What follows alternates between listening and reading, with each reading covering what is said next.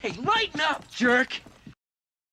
You know what? I'm going to let you start off, Matt. Why don't you All right. seem to be the most prepared and.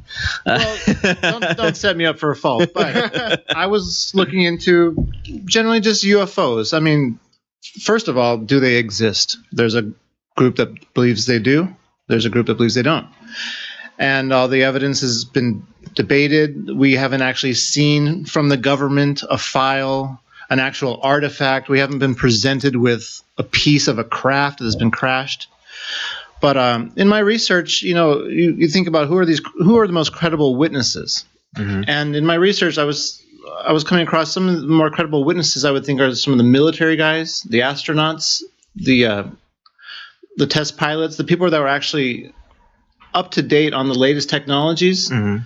who could understand what they're looking at when they see the performance of an unidentified craft. Mm-hmm. They see the way it's moving, and they know, because they're experts, at this altitude, at this speed, at my speed, this is not something that we have in our military mm-hmm. capabilities, and God forbid we hope that the Russians don't have it mm-hmm. at that time. In the 50s.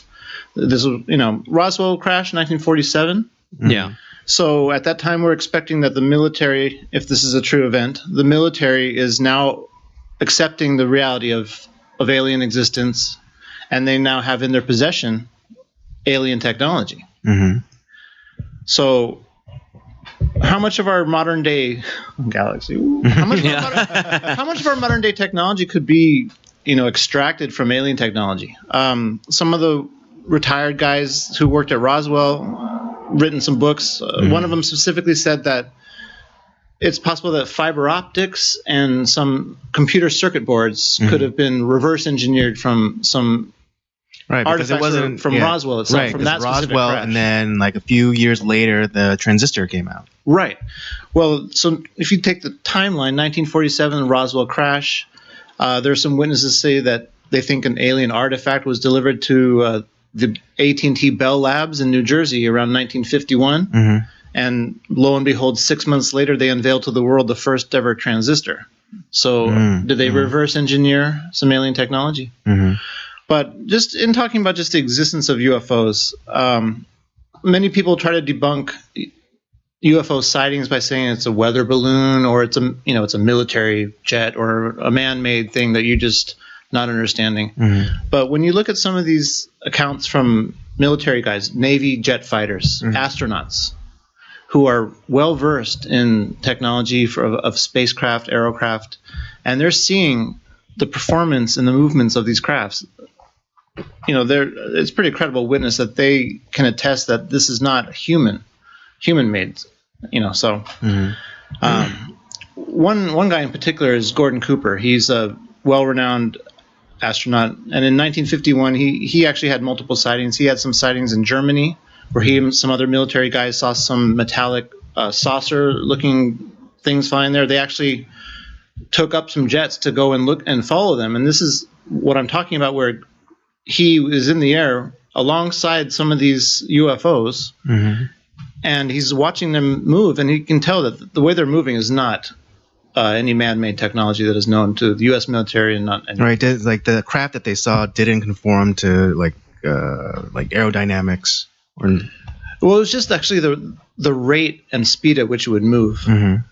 Yeah. All right. Yeah. Like if it's going in a straight line, and all of a sudden it makes like a right, right, and then a turn at a right angle. And a lot of accounts then would say when they would get too close to these crafts, they would actually just go straight up and just disappear.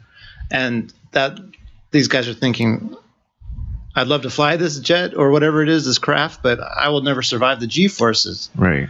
So another bit of evidence that some of these military guys are looking at the movements of these crafts, is that humans, as we know it, will probably not be able to survive the back and forth and the G-forces and the quick stops that these crafts are making. Mm-hmm. But then again, we're assuming that we know everything about this technology. I mean, it's possible the aliens or the pilots of these crafts could have such advanced technology that as they could be as fragile as we are, but have some high technology to absorb, withstand, or deal with this the G-forces. Right. Mm-hmm. And maybe possibly even time travel. I mean, the rabbit hole is deep with this one. When you start thinking about the evidence of and the existence of aliens and where they came from, other galaxies. I mean, how far do you want to take this? It goes on. Yeah, it's I mean the aliens, do they exist? That's been Roswell is really what kind of threw that out there, because there was this unknown craft that crashed, and then days later they say, oh, it was a weather balloon, and it just that kind of. And then you have it seems like, yeah, okay, this is the tinfoil hat kind of crazy thing. But then you look at what some of what you're saying is, you look into what some of these experts are saying. It's like there's something I've seen stuff, and they're not just some crazy backwoods hick sitting on his boat drinking these are tours. actual pilots following these things. Yeah, right. I mean, there's been. We're talking about sightings from the 50s, but there have been sightings by military pilots in Mexico in the early 2000s, by a military jet in 2015. Right. He actually has something on camera following it. He says it looked like it was Tic Tac shape. I guess it was featured on Tucker Carlson. Yeah. Mm-hmm. But you ask yourself why wasn't the U.S. government more truthful or more unveiling about the events at Roswell? Why is Area 51 closed off? But take ourselves back to 1947. Let's say an alien craft does crash, and there are alien technologies, or there are crafts that are hypersonic, whatever. We just finished World War II, which came after World War I. We were discussing pre-show about the horror of World War I rolling right into World War II. And so I'm thinking that the last thing they really wanted to unveil to the world is the existence of these unimaginable technologies, unimaginable weaponry or crafts. And then again, of course, you would think the U.S. military probably wants to get first crack at reverse engineering some of these things. And to the best of our knowledge, that is exactly what they had done. They, the top generals, the top brass, the president at the time, put a nice bow around the craft, around Roswell site. I'm guessing the reason why Area 51 is at Roswell is because they probably have some feelings about not wanting to move some things that may have crashed. I don't know. What do you think? Why wouldn't they relocate? Why wouldn't they Why wouldn't they relocate it? Maybe there's I always thought that something glowing there they didn't want to touch. I always thought Area 51 was in Nevada, the Nellis facility. Yeah. Well, at least, I mean, maybe that could be. Oh no, you're right. I may have my locations confused, but yeah. But I mean, let me ask you real fast: was Roswell your inciting incident to get you into the whole UFO thing? Well, if you're asking me if I have a particular experience with it, well, I just mean in general. Was that one of the first? Well, no, I things? mean, I have an actual story. Okay. When I was in college. A few of us were sitting in a living room. It was the mid 90s, and we were at UC Santa Barbara. This particular house is right on the beach, right on the cliff. Yeah. So outside of a sliding glass window, all you can see is just Pacific Ocean, and it was nighttime, so it was just a big, dark abyss of ocean. So there's a few of us just chit-chatting in the living room, and we all noticed that there was a green glow coming from the window, and then all of us looked, and we see a glowing green ball hovering right over the ocean. And so the three of us are captivated. We're looking at it, and we see it's hovering over the ocean, and it does this kind of thing. It goes right to left, right up, and then down. For the camera, it was kind of went here, straight up, back, and then down. And then from there, it went straight up and disappeared. And then at that point, the three of us ran outside to the patio and looked up to the sky, in a very, very clear sky with no clouds in the sky. We could not see a trace of this thing. It had completely disappeared. And at that point, we all kind of looked at each other to confirm that we had all seen the same event. And then we discussed, how how it couldn't possibly be something man-made because we've never seen anything move like that. It moved so fast, stopped so fast, moved again so quickly, stopped so quickly, and then just shot straight up and disappeared. I don't know if it didn't really freak me out too much, but it sort of confirmed the existence of. And from that point on, if anyone ever asked me, do you believe in UFOs? Or I would obviously say yes, but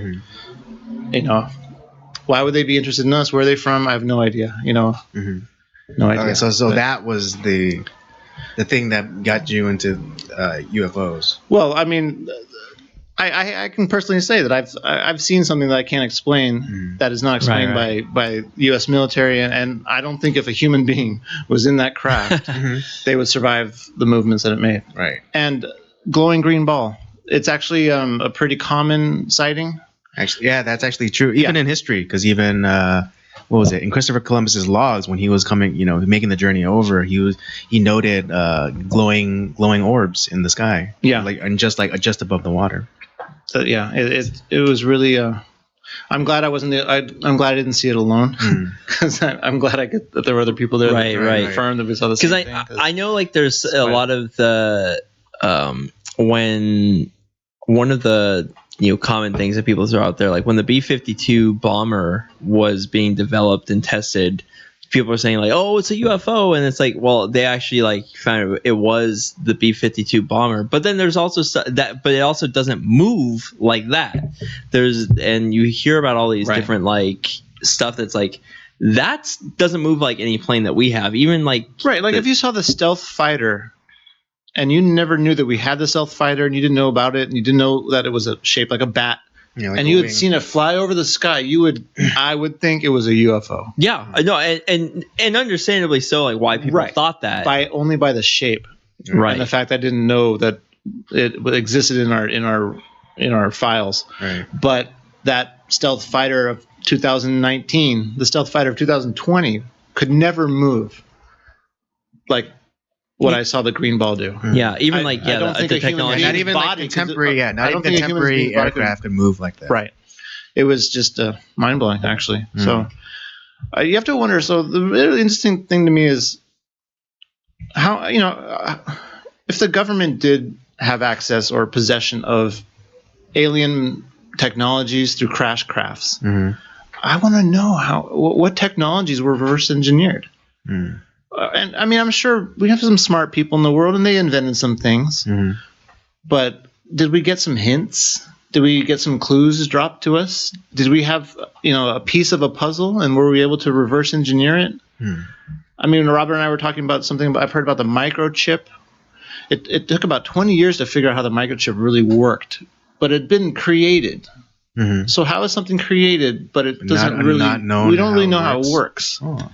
Well, I mean, so we're getting into conspiracy theories here, but I mean, it's been discussed that fiber optics, some computer Velcro. chips, circuit boards. Yeah. Well, then there's even you look back in the past too, where I mean, one of the common ones with Egypt. A lot of people think that they've started to figure out how they were creating the pyramids of Giza and a lot of their architectural wonders, and how it's within several degrees. I mean, it's without all the common nice technology that we have today, advanced computing ability, and they're able to make the alignment of the pyramids exact to the Orion belt, or or make it so once a year the sun comes through a certain part of the a window through a pyramid to hit exact and light up an entire room. Yeah, I mean, it's that takes some pretty and I think the ancients were a hell of a lot smarter than we give them credit for. I think they're smarter than us. Yeah. But it also maybe they had kind of the same stuff that you're talking about, where it's maybe they encountered something and they got hints. Right. Because there was a lot of time a lot of the ancients were developing technology, and for it kind of just all went away for a while. like they come in, like they call it the Dark Ages. I mean, it wasn't really a Dark Ages. There was stuff going on, but a lot of like the old. Well, this might have been pre-flood, right? No, this is within like the last like couple thousand years, because after the Library of Alexandria burned down, right, there was a lot of like notes and technology and stuff that like was kind of lost, and that's what you kind of went through the Middle Ages, and not the stuff that wasn't happening. There was a lot of thought and deep thought that was going around, but it wasn't until like 1500 something that a lot of this stuff was starting to get rediscovered. Right. And that's almost like 500, 600, 700 years. Right. I think the Dark Ages don't get a lot of credit, because I think that was a time when a lot of knowledge was being like found and preserved, and the Renaissance gets a lot of the credit for rediscovering or like the rebirth of civilization. But I think the Middle Ages, the Dark Ages were really important or instrumental. Very, very instrumental, because it was the monasteries, it was the cloister, it was like the monastic groups. That was the first InfoWars. Yeah. There was a battle for power over knowledge. That's right. The poor were kept from. They wanted to keep them illiterate. Mm-hmm. Don't let them read books. Don't let them learn. That was one of the problems with. That's why we have Protestantism. One of the reasons. Mm-hmm. But to quickly go back to Egypt, you're aware of the Sumerians, the culture that existed before the Egyptians, mm-hmm. right? Mm-hmm. Now, I read a book one time that showed me that the Sumerians, they did a lot of things with clay tablets. That's how they wrote things. The cuneiform. Yeah, the cuneiform tablets. They would make cuneiform and they'd roll them out in clay. I'd seen pictures of tablets that had actual images of our existing solar system as we know it, with the sun at the center and the actual correct amount of planets, except for this one extra planet out here hanging out at Nimby or something like that, in retro orbit. Uh-huh. So besides that, they had all the other planets and their relative locations kind of mapped out. So you have to think how the hell they know that? Yeah, how do they know that? So, and then some other mathematical things. And the Middle East was known for being really sharp with mathematics for science and mathematics, like they were, up until Islam. Well, it's in their DNA. Yeah. It's in their DNA to this day. I know a lot of students that come from that part of the world to go to CSUN to study engineering, right? Specifically engineering. So. Well, then you even have when the wise men that came to, they were looking for Egypt. They were astrologers, and they had tracked. Like they believed in the prophecy, and they tracked when this star or whatever hits like this point, this is like when that we know like where this event's going to take place, and they went and visited that. Like that's crazy. I also want to throw out the possibility that these people had a lot of time on their hands. That's also true. Yeah, and maybe not a whole lot to do, but really, maybe there's some people that just all they would do is look up, and you take records and you pass them down. Right. I know that they could have come from money too, especially since if. You think of the first star charts too, and sailing. How did Christopher Columbus get here? He didn't have a GPS. Was it the astrolabe and like all that stuff? Navigation by stars, North Star, and some of these other instruments. You're taking a risk on the middle of the ocean. Like I said, they took a lot more risks because you had to. But I really believe that a lot of these guys were a hell of a lot smarter than even some of our smart guys today. No, absolutely. These people were smart enough. Like I said, they were looking at the sky, but they looked at the sky long enough to be able to tell what was moving and what wasn't moving, and what were moving at different rates, because planets move, stars don't. Yeah, stars are fixed, planets move. Right. So then then they started mapping these things out, and it's just fascinating. But yeah, like you said, maybe there was kind of like hints that were thrown at them, like if there's possibility of aliens coming down and showing them things, or who knows what's going on. Well, and based off what you're talking about, I've flip-flopped a bunch of times, like, do they exist, don't they exist? I'm like, I don't know. We're gonna go down a whole other rabbit hole, because what I trip on is from space, you see Earth as a beautiful green and blue ball of life at this amazing, perfect equilibrium. So you're an alien flying through space. Whoa, what is that? Let's check that out. I mean, it's obviously attractive, but to get more to my point, what I am fascinated by is the delicacy of our own planet, our own environment, our own habitat, our own atmosphere, and that we are able to live, and then it just keeps in this stoic state like that. And to me, that is absolutely fascinating. And then when we were going to go down a crazy rabbit hole right now, because then if you talk about the existence of aliens, and if you believe in God, are aliens in God's world, and how does that play out? And I don't even want to touch it, but it's something I've wrestled with. Yeah, something. Like, me too. Like I think they could both exist in different ways. I mean, I would never question God, so maybe we'll find out one day. I certainly hope so. To be honest, that'd be kind of cool. It'd be like I always. I think there's enough love to go around, right? And I mean, because an infinite being is probably capable of infinite love. But yeah, I always wondered, like, maybe the reason why space is so vast and why we don't really run into other aliens is like that was on purpose. Sure. God created us in this part of the universe, and then He created aliens in another part of the universe. It's our block. Yeah, but aren't there some incidences even through the Bible of possible crafts or visitations from then glowing beings that are maybe labeled Enoch as angels and the wheel within wheels. Sure. I mean, not saying that they're aliens visited people in the Bible, but like what we would consider. What are angels? What are aliens? What are glowing people? What are prophets? Does it have to be separate, or can it all be under God's world? I'm one that believes that God is infinitely what's the word? Omnipotent. Yeah, he's omnipotent. He's omnipresent. So it's all under his thing. Yeah, it's his game. If you want, whatever's. It's definitely a fascinating thought experiment. Like that, definitely. Yeah, and I would. I don't want to delve into heresy, but go ahead. No.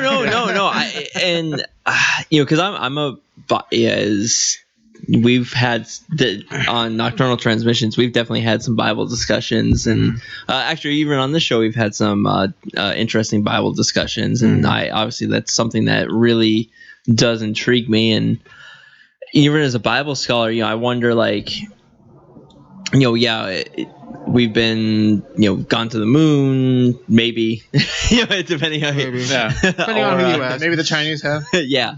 Now we're we've set stuff out on Mars. We've had other like little satellites going to, see other planets. Yeah. And we haven't necessarily discovered life on those planets, and maybe in our universe we won't, but we have we've detected other universes, other planets, and you wonder if there's something where we find another universe that's kind of similar to how our universe is set up. Would we find a planet that is sustainable for life? If there's life on that planet, who the hell knows? It's very interesting, and I don't know. I think that happens, we'll all be dust. I mean, for the human imagination. I mean, whether it's whether God's playing with us and we're having conversations, or we're just imagining things. It's a fascinating thing, and it's great to be alive.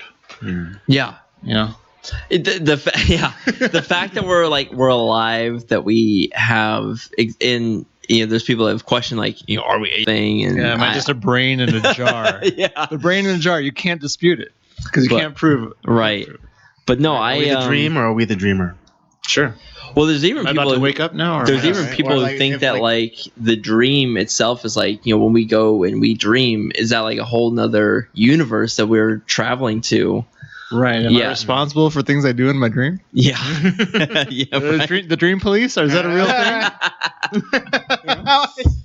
I like that reference. Yeah. What is it? Sting and the police? Yeah.